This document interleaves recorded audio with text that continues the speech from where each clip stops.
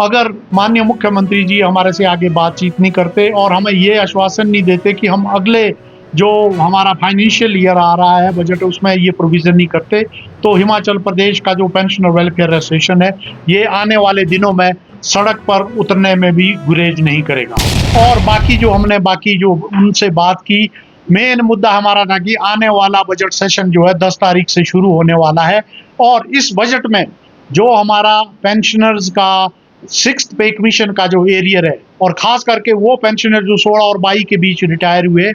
उनके लिए आप हम डिमांड तो ये करते हैं कि सारे के सारा जो हमारा पैसा है जो सरकार के पास ड्यू है इसको दिया जाए एक ही मुश्त में। पर फिर भी अगर आप एक मुश्त नहीं दे सकते तो 50% तो हमारे को इस बजट में प्रोविज़न किया जाए और आने वाले फाइनेंशियल ईयर में जो अप्रैल से शुरू होना है इसमें पेंशनर को इसकी अदायगी दी जाए। और इसके अलावा हमारे कुछ पेंशनर जो है वो हाई कोर्ट में भी गए हैं और हाई कोर्ट से भी ऑर्डर हुए हैं कि पेंशनर जो 6th पे कमीशन का एरियर है पेंशनर को दिया जाए और उसमें तो ऐसे भी ऑर्डर है कि 6th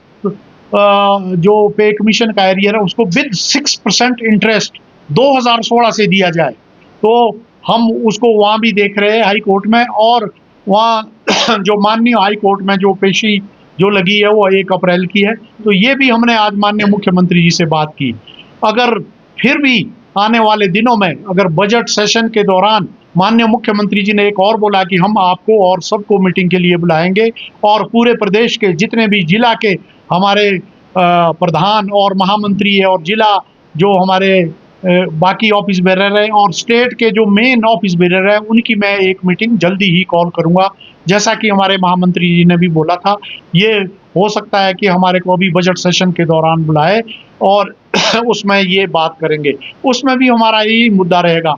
अगर माननीय मुख्यमंत्री जी हमारे से आगे बातचीत नहीं करते और हमें ये आश्वासन नहीं देते कि हम अगले जो हमारा फाइनेंशियल ईयर आ रहा है बजट उसमें ये प्रोविज़न नहीं करते, तो हिमाचल प्रदेश का जो पेंशनर वेलफेयर एसोसिएशन है, ये आने वाले दिनों में सड़क पर उतरने में भी गुरेज नहीं करेगा। हमारी जो 5-6 डिमांडें थी, एक डिमांड तो हमारी यही थी कि जेसीसी का गठन किया जाए। तो माननीय मुख्यमंत्री जी ने बोला कि अभी हम जो है आपके ये मीटिंग करूँगा मैं सेशन के दौरान या इस बीच, तो इसके बाद फिर फर्दर जो है इसमें इसके ऊपर कार्रवाई की जाएगी। और जो मैंने जहाँ तक एरियर की बात की वो तो आपको बोला ही, 2016 और 22 के बीच का तो जो ये पर्टिकुलर एक ग्रुप है वो 45,000 के करीब है, पर हमने ये बात की कि टोटल पेंशनर जो 1,80,85,000 के करीब है उनका जो सारे का सारा पैसा है वो दिया जाए उनको। और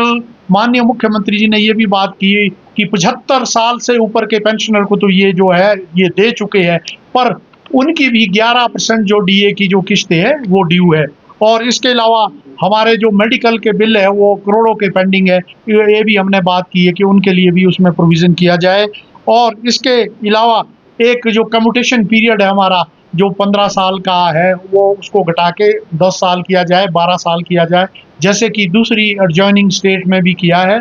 और इसके अलावा पेंशनर को जो मेन मुद्दा है ये आज हमारा रहा है कि पेंशन हर महीने की पहली तारीख को पेंशन के खाते में आ जानी चाहिए। ये हमें आज ये आश्वासन मिला है कि हम 1-2 दिन में ये देंगे, क्योंकि ये आज जो ये महीना है इस फाइनेंशियल ईयर का ये लास्ट मंथ है, इसीलिए जो ये दिक्कत हुई है जो उन्होंने बोला है। और हमने उनको ये 2 टूक भी बोला है कि आने वाले दिनों में अगर आप ये जो हमने जो ये बातें बोली अगर आप ये नहीं बोलते तो हम हो सकता है कि बजट सेशन और उसके बाद हम सड़क पर उतरने को भी हम उतारू रहेंगे।